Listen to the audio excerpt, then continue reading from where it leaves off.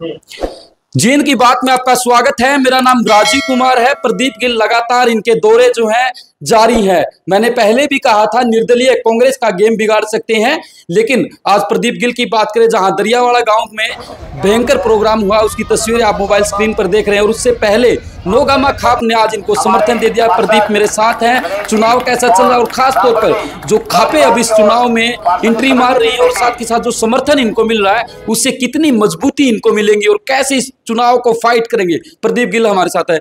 गिल साहब, नौगामा खाप का समर्थन आज तो बड़े खुश होंगे। देखिए, नौगामा खाप, मैं एक्चुअली आपको बताऊं तो यहाँ जो हमारे 6 गांव पड़ते हैं नौगामा खाप के इस हल्के में।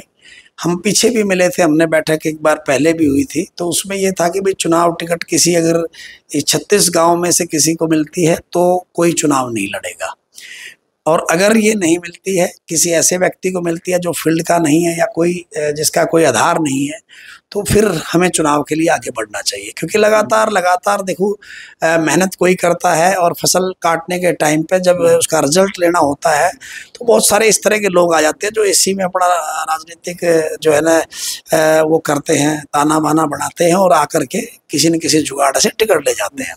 तो आज उन्हीं पे रोक लगाने के लिए, क्योंकि मेरा भी लगभग 14-15 साल का जो राजनीतिक करियर है, कभी आज तक का सिस्टम अगर मैं आपको बताऊं तो यहाँ पर 2 ही घराने 3 घराने ऐसे रहे हैं जिनको टिकटें मिलती रही और वो सत्तासीन रहे। तो उनको कहीं न कहीं चैलेंज करना जरूरी हो गया था कि भाई देखो, अगर आप लोग फील्ड में लोगों के लिए अच्छा काम करते तो हमारे जैसे नौजवानों की जरूरत नहीं थी। फिर आप लोग करते, अच्छी सेवा करते, कोई दिक्कत नहीं थी। तो इस बार गांव स्तर पे लोगों में एक चर्चा है कि इन दोनों घरानों को, इन दोनों रजवाड़ों को जींद की जनता नकारना चाहती है। क्योंकि जब ये बनते हैं उससे पहले तो ये आके माफी भी मांगते हैं, घड़ियाली आंसू भी बहाते हैं, पता नहीं क्या क्या ढोंग करते हैं। उसके बाद ना इन्हें कमेरा याद आता, ना इन्हें किसान याद आता, ना कर्मचारी आता।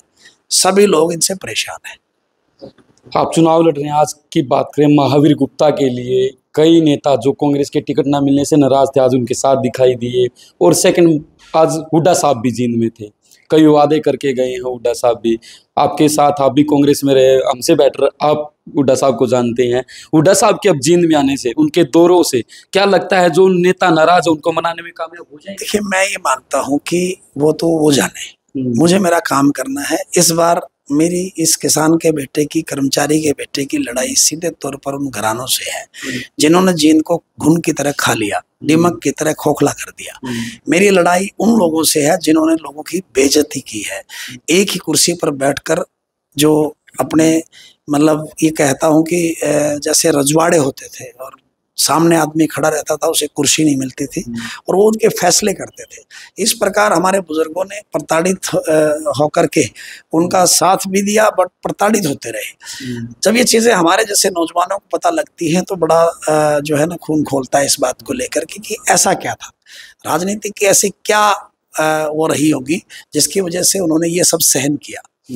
लेकिन उसके बावजूद भी ये लोग आज भी लोगों का आदर नहीं करते। 46,000 वोट दे करके जनता ने इन्हें पीछे जेजेपी के टिकट पर जो है सिरमौर बनाया था। 2 विधायक थे जींद में, एक विधायक था बीजेपी पार्टी का कमल के निशान पर डॉक्टर मिड्डा, और एक विधायक था जेजेपी का। क्यों? क्योंकि सेकंड लार्जेस्ट पार्टी तो फिर उस टाइम वही थी, क्योंकि वहां से 2 उम्मीदवार लड़े, एक वो लड़ा एक वो लड़ा। तो 4.5 साल जींद की जनता उनसे पूछ रही है कि आप कहाँ थे। आपका एक कन्यादान भी किसी गांव में लिखा हुआ नहीं मिलेगा। आपका 46 दिन भी कहीं रूट मैप बता दीजिए कि आप इन गांव में गए। तो जींद की जनता क्या वोट देने के लिए पैदा हो रखी है?